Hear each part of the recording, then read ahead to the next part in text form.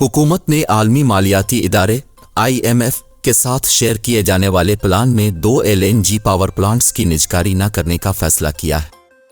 ज़राए के मुताबिक IMF के साथ हवेली, बहादुर शाह और बल्लोकी पावर प्लांट्स की निजकारी की कमिटमेंट थी, लेकिन निगरान हुकूमत के दौरान उन पावर प्लांट की निजकारी नहीं की जाएगी।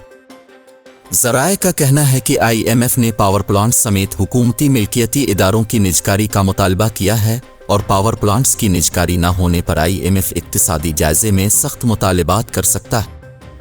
ज़राए के मुताबिक IMF की तजवीज़ थी कि पावर प्लांट्स की निजकारी से ज़र मुबादला ज़खायर बढ़ेंगे, ताहम उन दोनों पावर प्लांट्स की निजकारी का फैसला आइंदा मुंतखब हुकूमत करेगी।